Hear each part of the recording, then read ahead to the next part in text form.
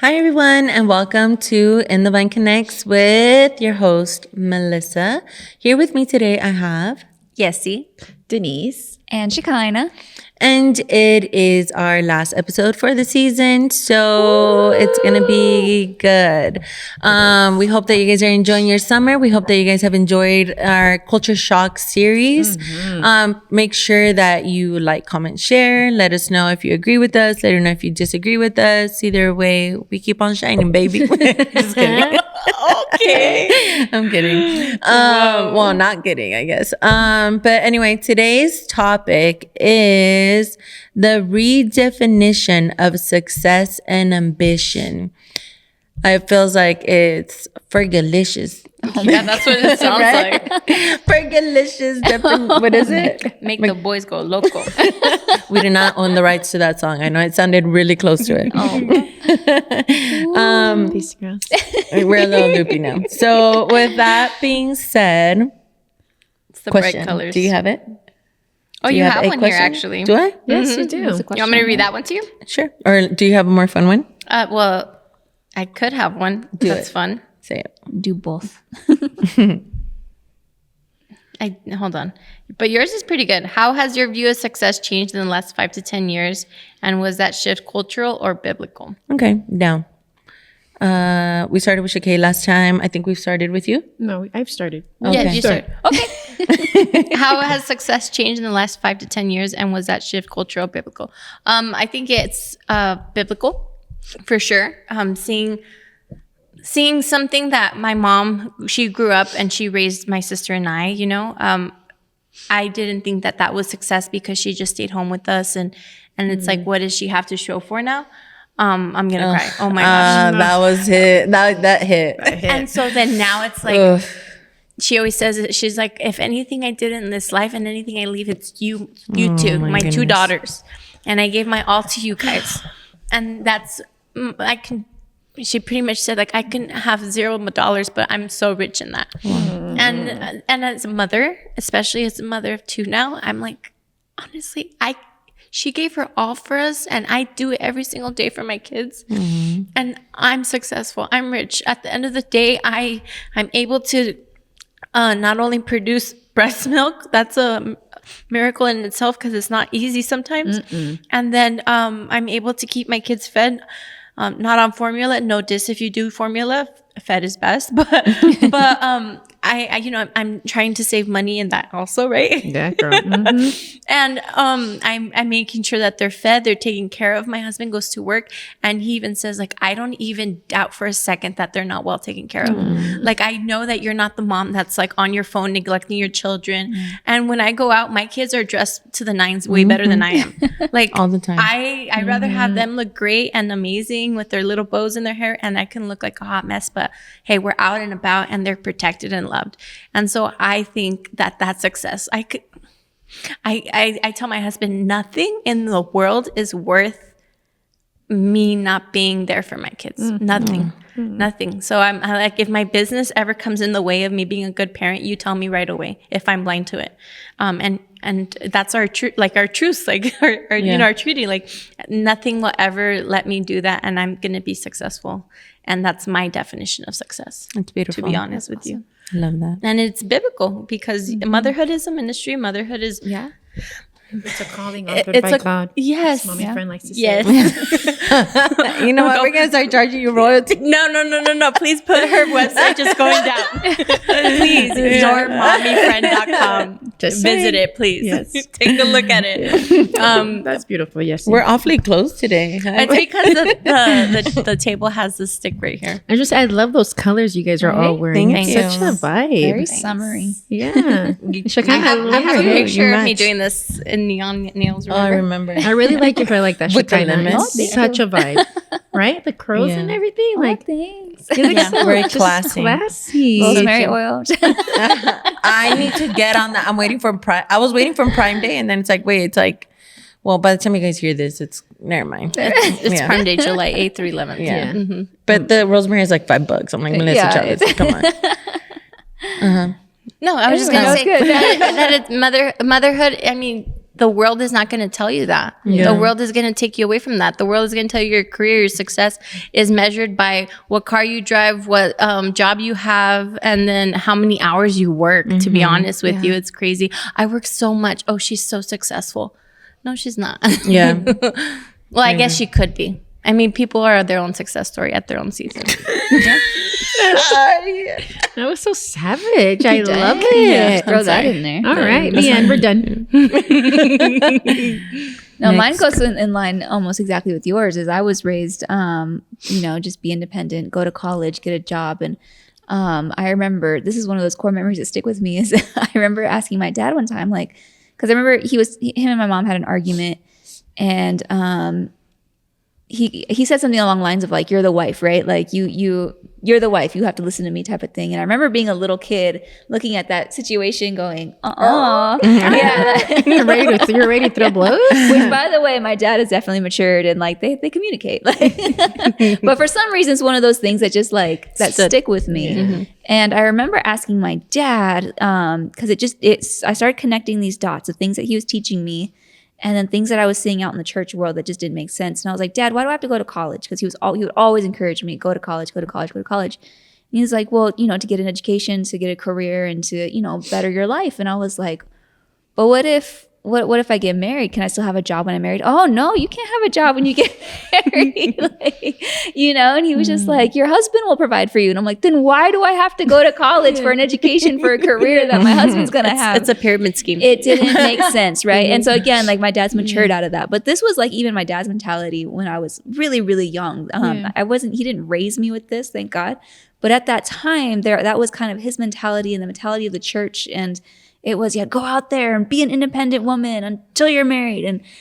But that made such an impact on me as a kid. I decided I'm not going to build my life only to have it taken away by some man. You know what I mean? And that wasn't my dad's goal at all, but that's what it kind of translated into, to the point where my Barbie never got married. Oh, I'm sorry, Barbie. Bring My her on Barbie stage now. was a career woman. She didn't have time to date, and my sister's Barbies were always dating and getting married. And Oh my gosh. I'm not even going to touch that one. This is a trip. I know, it's so funny. But like it was just even to that point that like it affected how I played with my dolls. Like my Barbie was a career woman. I grew up with this mentality of I don't need to get married. It's me and God. We're cool. Wow. We're homies. We're good. Oh yeah. Like I was just like, it's just me. Like I legitimately, with everything in me, and I wanted to do like a ceremony of celibacy, like at one point in my life. You mean like a nun? Yeah, like a nun, pretty much, awesome. Like without the modern clothes. But but like could commit to a life of ministry. And I always referred to Paul, I was like, Paul said, right? And but God just real quick was just like, no. Sweetie boo boo. Yeah, that's so cute. That's so cute. It took a lot of steps. And it's funny, we were talking about it before we record this episode of how God was bringing me through a season of learn to accept help, learn to not just accept help, but reach out for help. And that was the beginning of God really training in me how to be in relationship. And first it started with my friendships and those immediate with me. And then it moved on to, dating. It moved on to marriage. And God has been, and even now it's like I said, I get a lot of like parenting videos and I'm very invested in them, to be honest. And I'm seeing it through my nieces and my nephew. And my entire mentality has shifted in the last 10 years from, I don't want to get married. I don't want to have kids. I'm free to go out and do whatever God has asked me to do, go out and do ministry, whatever God, I won't be held back by anything. That's great for other women, but I don't feel the need for that. And I was like, God, use me. And God went, you are going to get married and you are going to have kids and that's going to be your ministry. And I'm like, anything but that. Like there's plenty of women who want that, Lord. I don't, you know what I mean? And so it's kind of a funny dynamic looking back at it now, but it really was a struggle for me because God was like, I was like, God, use me however you want to use me. And he's like, I'm going to use you as a mother. And I'm just like, not anything but that, you know what I mean? And so it was a really difficult. Yeah, exactly. Marty, I'm good with my cat. But yeah, no, I think it falls into that same line of culture in general. It was also just the culture of that time. I remember, like the 90s especially. I remember all those sitcoms and rom-coms and all that. It was the, boss lady. And so growing up even in that, I was like, yeah, I want to be that. I want to do that. I want to wear the the lady suit and, like go after a career and take care of myself pretty much. But once I realized that it was all just rooted in pride and selfishness and a fear that God had to really work out of me. And he worked that out of me when I was just obedient. Yeah. And that obedience came through my friendships. And God really utilized my friendships to bring a lot of healing and a lot of perspective and a lot of training. And at the end of the day, as much as I didn't want what God is calling me to, my obedience remained the same. And it was just, okay, God, I'll do it the way you want me to. Not realizing that him building me up in my friendships was him like easing my way into deeper, more intimate relationships. And so it was a really beautiful shift and beautiful change, but I was so stubborn that it took me quite a long time and quite a lot of little nuggets of teaching and obedience that God was like, okay, now we're going to work on this. Now we're going to work on this, And so now I'm like, okay, I can get married and I can have kids. And I don't just feel peace about that. I feel excitement about that, And so that's for our listeners too. If you're ever feeling like, how can God want me over here when I'm so far over here? It just takes one step of obedience every single day. He's not going to ask you to do more than you can't handle. And that's exactly how it was with me and the Lord. He's going to put you in places where you might feel broken and angry and upset. But it's in those broken places that he remolds you. But when I say you can't handle it. Even Rob said that today, God's not going to give you more than you can handle. Because if you can handle more, he would give it to you. Yeah. And he used the scripture of the servants, right? Of those, and they were given each, portion of the land? No. Yeah, the talent. The talents, thank you. They're each given a certain amount of money to invest. And God gave them each what they were capable of handling. And so I know I get a lot of that reaction of like, no, God will purposely put you in situations to be broken. Yeah, but it's even you can handle the breaking. No, not the brokenness. Yeah. So sorry. The reason why I said him was we've talked about it in the episode as well too, where Christians are like, God won't give you more than you can handle. And as far as like God won't stretch you, we've talked about that, and we're like, is that a biblical concept in one of our previous episodes? And we're like, no, because then there's no reliance on him. But as far as stewardship, I think there's like a difference in that, right? And so that's where my came from.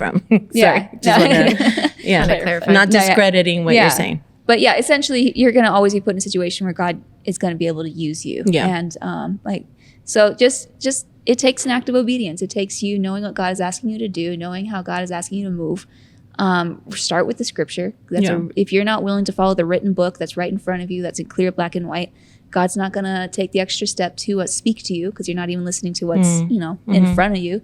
But if you know God wants you in a place that you don't feel ready for, start acting out in obedience, and I promise you'll be ready for it. That goes for anything. I love what you're saying as far as how God changed your heart, because your mom just gave me they went to go see, I think it was like the Women's Summit. What was it called? The Young Leaders Summit. Yeah, so they were talking about how right now there's such a big shift happening within women and teaching women that it's okay to be married young, to have children young, and raising up this new generation of motherhood being important, and wifehood then motherhood, right? Being so valuable and so important, because for so many years we were given the lie of the feminism, and so we're reshifting or redefining what that is. And so she was really cool, because she's like, a lot of women went up there, and she's like, a lot of these women were successful, and a lot of them said that, I think there was like one woman in particular who she's like, because she doesn't have kids. She was like, my only regret in life is not having kids. She said, because I was fed the lie that you need to go to school, go to college, same thing, right? Get your degree, be this career woman. And she was like, I was striving so hard to be that when it was time for me to be like, I was ready to be a mother, it was too late. And so she couldn't have kids anymore. She's like, so if there's one regret that I have in life, is not having any children to leave a legacy for them to carry a legacy. So I loved how now they're hosting these summits of giving value to what for so long was devalued or considered not important. So just hearing your testimony, I think really just going to the culture shift or culture shock that's happening. I feel like there's a reversal happening to go back to God's original design. Yeah, that's good. You can answer the question. Oh, I think I'm also with Yessie. My mom always was a stay-at-home mom. She never worked. She raised us. So in the beginning, and I've shared this before too, I kind of had the same sentiment. Like, dude, like my mom was, not that I didn't value what she did, but I just felt like she was held back. But looking at it now, I'm like, dude, the sacrifice of her doing what she did so that we could prosper and that we could be where we're at. And I'm like, to this day, she's never thrown in our face, I couldn't do this because of you guys. Like, never. And I'm like, dude, that is another level of sacrifice and love that is so hard to find nowadays. And so for me, it goes back to that, is I find the value in just, I love being a mom. And even now, as I'm pregnant with my fourth one, and I like purposely took things off my plate to have a summer where I'm just purposeful and intentional with the girls. I just messaged my friend the other day. I'm like, this feels so good. This just feels so right. Just being able to be a mom and not have to worry about the other things that I've put on my plate. Like it's been by choice. You really learn to just value motherhood on another level. And for me, that's where I find my success, because it goes back to even being a biblical, right? So if I'm called to do this later on in life, how does God know he can entrust me if I'm not stewarding what I have in front of me right now? And I think many times we try to jump the seasons that we're in. And I love what your mom says. I know I always reference your mom, Shakana, because I sit under her, but she was like, enjoy the seasons that you're in, because you're not going to have those forever. You're not. They're short-lived. And they're short-lived. And I never want to be that parent that at 20 years old, I can't let my kid go because I didn't enjoy the season of being with them when I could. And I think that's such a big thing in the Hispanic culture, where it's so hard for them to let their kids go for whatever reason. And so I never want to be that parent. Like, I want to see my kids blossom. I want my kids to travel. I want them to experience life. And I'm not saying I'm not going to miss them, but I don't want to look back and regret not being there for them when I was supposed to in the season that I was supposed to. That's really good. So that is really good. That's true. For me, it's different. For me, I think growing up in the way that I grew up in. El Salvador. I grew up in El Salvador. I don't know if you guys know that. You didn't miss it in the last one. My view of success has changed as far as like, it's not, again, because of the way that I grew up, it was more of like day to day and spend while you have it, and that's it. So for me, it's definitely more like a future based, and also, of course, because I think for me, I used to see a certain thing of success, right? So whether it be stature, whether it be finances, whether it be et cetera, that was like the landmark. But the more that I've grown with the Lord, and the more that, and obviously like my seasons look different than most of my friends' seasons, and I've learned that I can't measure success by other people's success, right? And so, just to bring in a little bit of balance, right? Like my life right now consists of like going to work, right? And working those hours and doing those things. And so the way that I steward that is success. The way that I glean from that is success. The way that I steward that is success. And I think a lot of detriment because there's the devil's in the extremes. And so, there is this culture shift that's going on, right? And so I want to speak to the ones that I think are like in there, but at the same time, like not there, right? Like, so for example, for me, like I understand that that's somewhere that I would like to be, but at the same time, I'm not there. And so the Bible says, don't awaken love until the time is right. And so to me, it's like, right. So that's the goal. And because I'm not there, it doesn't make me less, right? It just makes me in a different season. And I think, that's my advocacy, I guess now, because it's like, one, not hiding away from that, right? Because I'm 100% supporter of that. But at the same time, it's like, hey, you know what? My season doesn't look like that, but I'm not going to hide from not sewing into kids or whatever the case may be. But at the same time, it's like, well, God has me in the corporate. God has me in business. Sure. And for a reason. And so I'm going to be there. And when the time comes for me to move forward, or for the time comes for me to stay here, like my calling is going to be different. Right. And so, I think success to me looks like whether I'm walking in the way of the Lord or not. And so I think a lot of times we measure each other by one another, and we think that, it's, it has to look like this or it has to look like that. And so I'm being really careful in this season to just stay in my lane and celebrate where other people are at, celebrate where I'm at, and from there on, like, be able to move forward. You know what I mean? Because ultimately success is God. And so I think being in that place has been like one of the most rewarding things for me, at least in this season. And something I didn't say that I want to touch on, just because I want to make sure that I always get convicted with this, like God's order. I know I talked about motherhood, and for me it's so second nature to know that in order for me to be a successful mother, my marriage has to be successful first. And I feel like I forget to say that just because it's so second nature for us to know. It's a given. It's a given. But then I'm like, wait, I have to remember that not everybody that listens to us understands that. So, growing up in the environment, I love my parents to death. And I've talked about this. And even in the Hispanic culture, there's just so many strongholds and barriers that, I think in any relationship, right, that I want to make sure that when I talk about success, for me, my first success is, how's my marriage? Is it according to God's biblical divine word? And then from there, my children. So it's just, I guess for me, the way I define success is making sure that my life, kind of what you were saying, reflects God's order, reflects God's divine. And at that given season, what does that look like? Because like you were talking about, Melissa, everybody's season is different. Right. So we can't compare ourselves to one another. You can't. But what we can do is always use God's word as the foundation of what does that look like. Because even, for marriages, it looks different. For parenting, it looks different. Our kids are called to be different. So and it goes back to what we said in last episode, is just be an example. Yes. Yeah. And let the right people come to you. For sure. And if someone comes up to you and says, hey, I see that I noticed your kids, blah, blah, blah, right?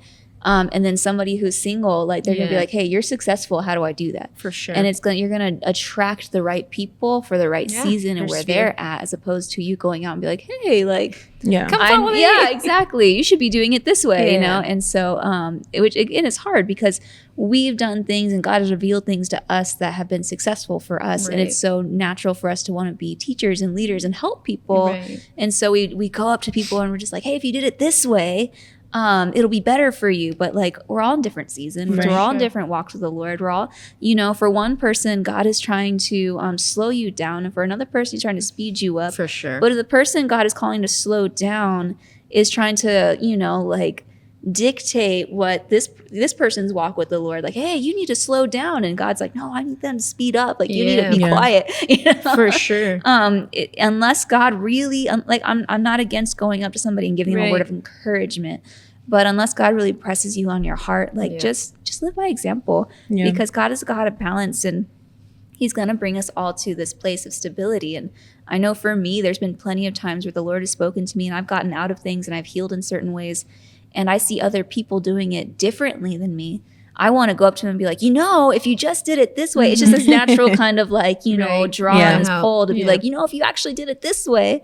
And I realized that even in like areas of healing, teaching, and better habits or whatever, God's gonna meet you where you're at and pull you from that place, and it's gonna look different for every person. And again, there's acts of morality. I'm not saying we don't go to fellow, churchgoers and address their morality, but just in different ways of doing things, pursuing healing and health or finances or whatever, it's going to look different for everybody. And God's going to have some people he's calling them to be still and wait. Some people he's going out there, he's telling them to go out and war, and so it's just going to look different. And we might very well, especially if they're immature in the faith, we could be totally throwing them off from their walk with the Lord or making them feel guilty, even though there's nothing to feel guilty about, because they're not doing it the way that we did it. Yeah.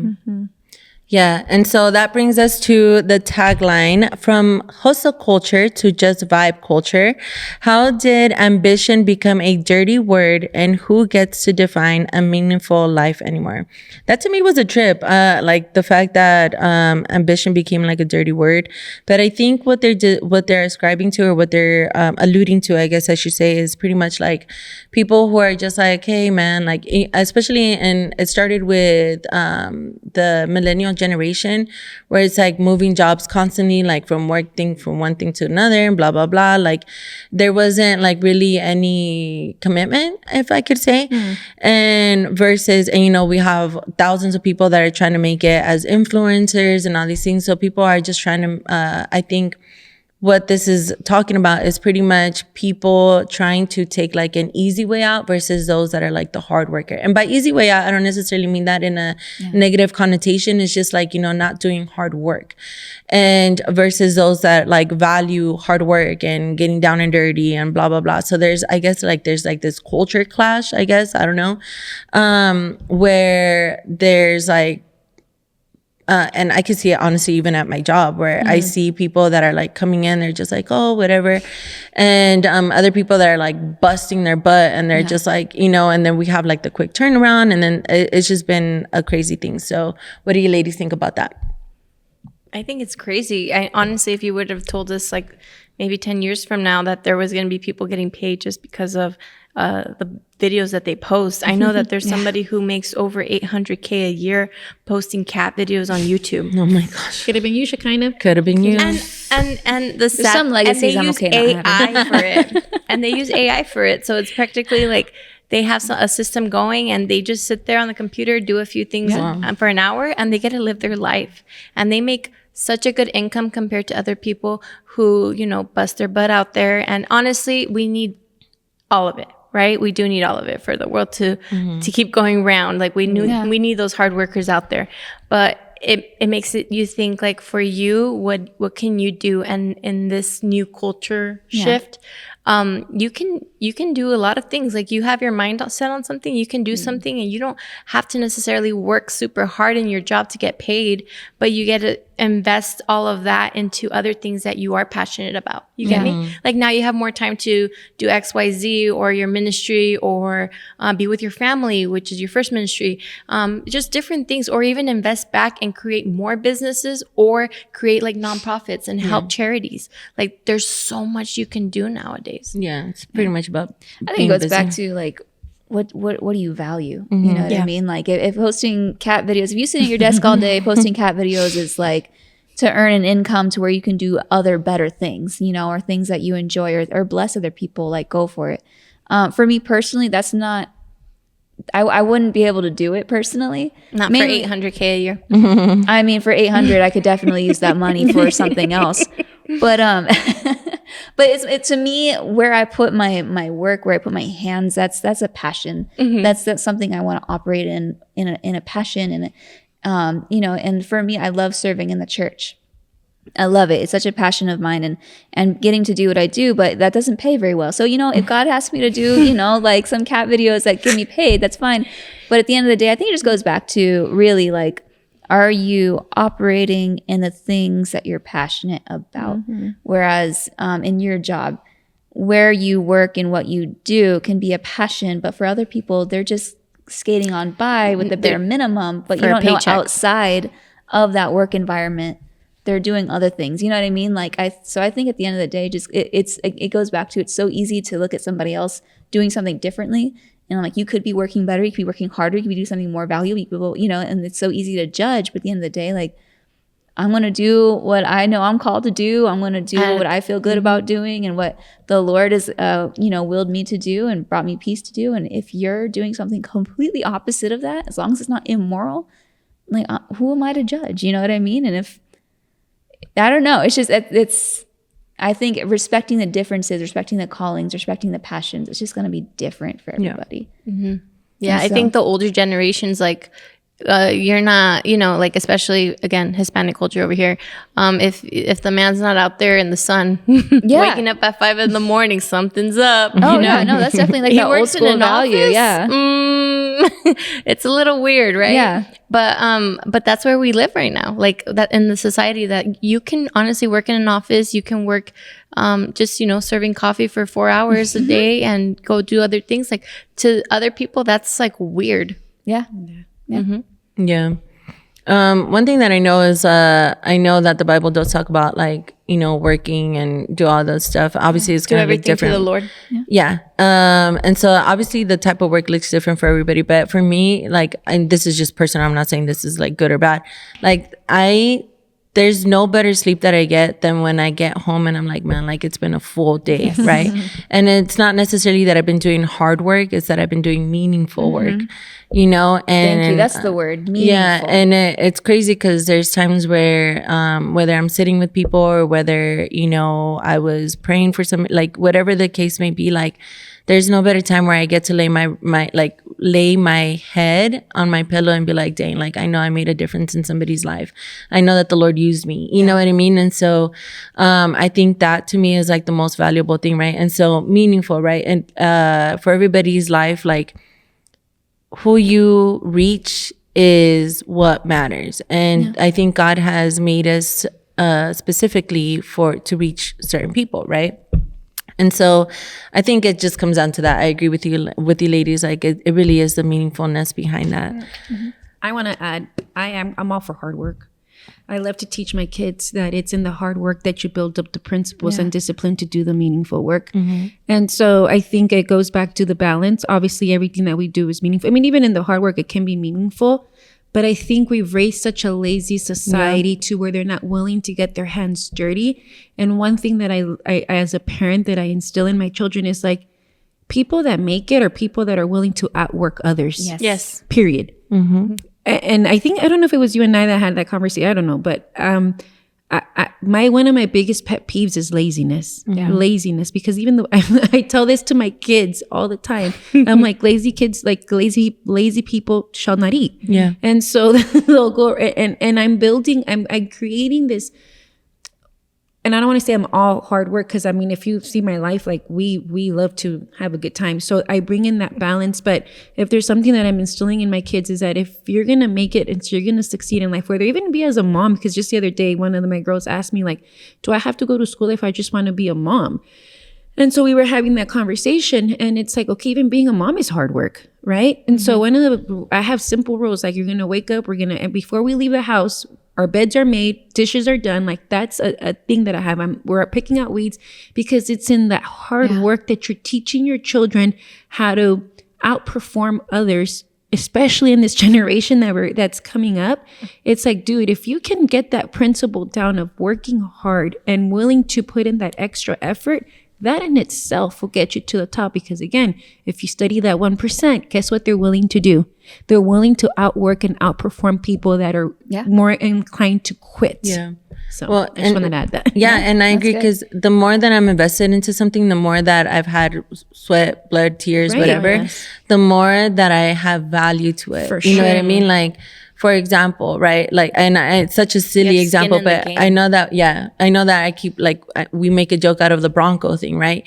So it's like, okay, like I can easily go and get a Bronco tomorrow, not today because they're closed, but I can easily go tomorrow and go get myself a Bronco. But I've worked so hard to establish the things that I have going on right now, right? Where it's just like, all right, like, what am I doing? What is the end goal for me, right? And so when I think about how much effort I've put into something, how much something's cost me, I'm not willing to throw it away in a desire for a purpose. You know what I mean? Like a Bronco is a desire for sure. And I know that one day I'm going to get it. Like it's not even a thing. And I think that's the poverty mindset, right? That is like luxury and all these things where luxury isn't bad. Like, I mean, as we spoke about in previous episodes, like the Lord didn't keep people in the Bible were not people that were poor.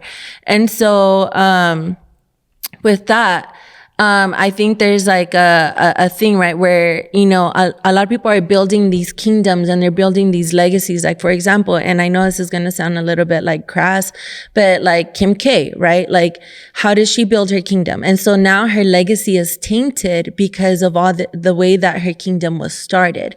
And how did it keep going, right? And what is it alluding to? And what influence do they have now? And somebody may try to come to me and be like, yeah, but she's studying law and she's doing this, and that's amazing. That's awesome. I'm not saying that's bad, and I'm not saying she's a bad person, but at the end of the day, like, what is it, and like, what is that legacy bringing? You know what I mean? And so, you know, and I'm not saying she's not a hard worker now. Like, I'm not saying any other things. I'm not saying she's not a hustler, like whatever the case, but what is the meaningful behind it? You know what I mean? And so to me, like, in the wake of things, right? Like in the wake of things, like, and I think about the Riley Gaines, right? Where Riley Gaines stood up against, like, she fought for little girls. She fought for not just little girls, but women in general, in order for us to be able to have the rights to be able, not me, because I'm not into sports, but for us to be able to have the rights to compete against women, and men to not come into that, perverted men to not enter into those spaces, right? So which of these legacies have taint, and which of these legacies have a building up and uplifting, right? One of them was based on merit, where it's just like, hey, like, I worked my butt off for this, and are you going to give it up away to somebody that just, like, it's not fair, versus somebody who started a legacy in such a tainted way. Like, now I'm not saying that God can't redeem it. I'm not saying that God can't use it. God is big. I mean, I talked about Rahab in a previous episode. Rahab was a prostitute, and she ended up being in the lineage of Jesus, right? Am I right? Am I wrong? I feel like she was I may be wrong. But anyway, so I agree, like, putting value in the hard work, like that right there, What's right? the heart behind Yeah, it, to for know, sure. like, what is it? Seed. What's the things of harvest? Seed time harvest. There you go. Yes. Seed time and harvest. Yeah, absolutely. Yeah. It's heart motives for everything. Yeah. Yeah, I think that's the answer that comes down to everything. Yeah. It's your heart. For sure. Why are you doing what you're doing? Yeah, because even if we're talking about, right, like the culture of ambition and hustling, now we live in a generation where people only want to work 3 days a week, right? And I think your dad talks so much, or your mom is so against that, because it's just like, guys, like, we're building up this generation of entitlement, of not putting in the hard work, and so I don't know. I guess because I'm raised or trained under that type of teaching, that I'm just like, it goes back to my personal just pet peeves. And it's true. I love what you said about you learn the value of things when you're working hard. My daughters are 8, 7, and 5. And once I started having them do laundry, like last year, they don't change 10 times a day. Guess why? Yeah. Because they know. They know. This speeds up laundry day. They know the cost. And they know as soon as laundry goes in, all right, it's time for us to all get our socks together. You know what I mean? Yeah. So there's an understanding once they put in the hard work of what the cost is. Yeah. And I think also just the value of be all in, whether you like it or not, be all in, Follow because through. yeah, That's so follow good. through and You're an have that example. spirit of excellence and everything, and you're an example of Christ. Yeah. I mean, Yes. if you're gonna go into the workplace and you're gonna be horrible, but then like, oh, we love Jesus, it's like, who's gonna listen to that? know You know, we that. talked about that a few episodes ago. So good.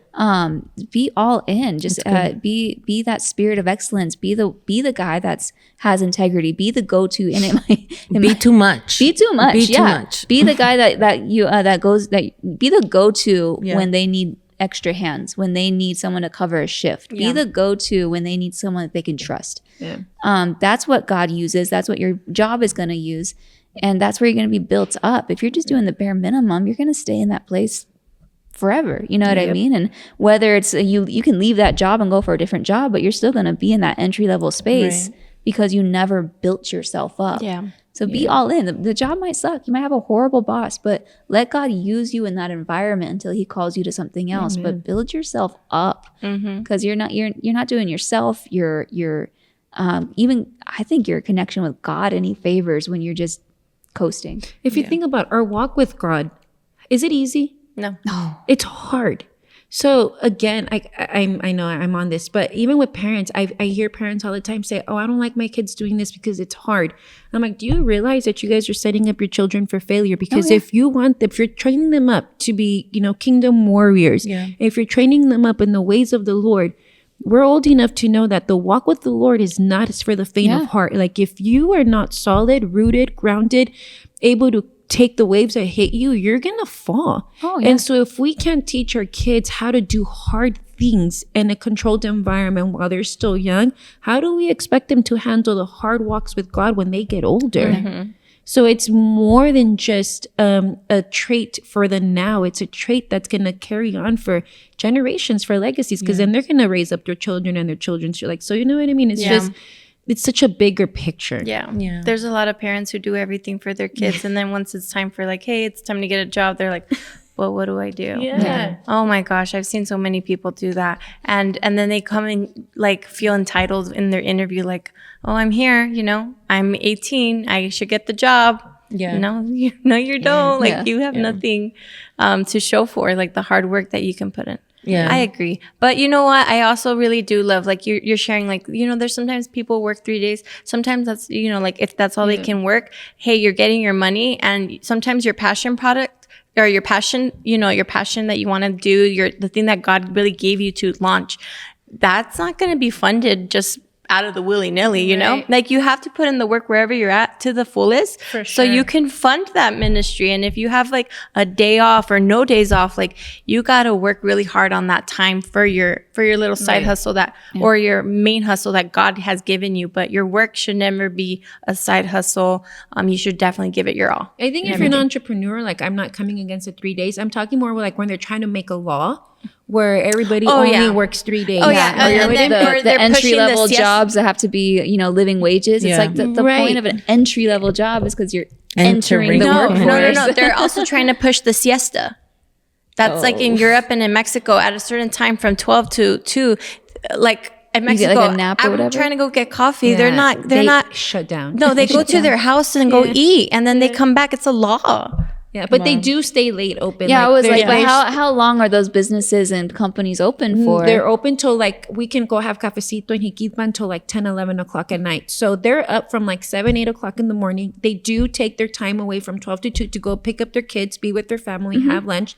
They come back from 2 to like 11 o'clock at night and then continue. So it's like it's an all day thing. And I love the principle of like the 12 to 2 because it is to pick up their kids. It is to spend time with their family. And then they end up bringing their kids to them for them to work. So yeah, it's a 2-hour lunch, but the culture is different over there. The culture's and they're different. extending the work hours. And they're everything. extending the work hours. Starbucks here is open from 3 a.m. and then till like midnight, right? And so, but they're not the same people. Yeah, like not Down the in ones LA. out here. Right here. Yeah, the one right here on K. Which one? They open at 3? Yeah. No. They They're have the sign open on till it. midnight? Yeah.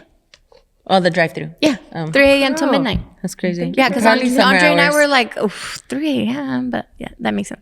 Good to know. But it makes you think, obviously it's a different culture. sure. They have different shifts. In Mexico, it's like 2 people working that same day. So that would make sense. But why are they trying to push it on? Yeah. You I that agree. lifestyle out here. Yeah. So one thing that the Lord recently showed me is that he's like, I favor, I don't flatter. And I think one of the things that people expect, right, is like, oh, I'm God's child. I get, I have all these like riches and blah, blah, blah, blah. And it's like, no, the Lord he doesn't feed your ego, right? He favors your hard work. He brings the increase. And so I think a lot of people are also in that entitled mindset and they start thinking like, oh, I get this because God says this and blah, blah, blah, blah. And it's just like, I'm like, God is not about that life. At least I don't think so. I've never seen that happen. I don't see it in any way biblically. Like, I know that the Lord has brought favor when people like, in a way, they bring their fishes and loaves, right? And so he brings the increase to like your effort. And so I think that right there is a big key in the way that you approach anything in life, how you were saying about, showing up and doing the work, doing the thing, be present, giving your all. Like, you're going to get criticized anyway, whether you're lazy or whether you're too much. And oftentimes if you're too much, you get criticized because you're putting up a mirror to people that are not being enough, right? And so I think that right there has kind of revolutionized my life and it convicted me greatly. And another thing that I saw, which I think was a pretty cool sign, was like a lot of social dilemmas can be fixed by people getting a job. And I was like, yep, pretty much. All your mental anxiety, all your social anxiety, all your nonsense, it can literally be cured if you just get a job. Like, whatever it may be, when you become responsible for something, like, life just changes. Like whether it be a plant, I think we talked about people being responsible for plants, whether it be a job, whether it be a pet, whatever the case may be, like, if you don't know where to start with responsibility. And from there, your confidence is going to increase.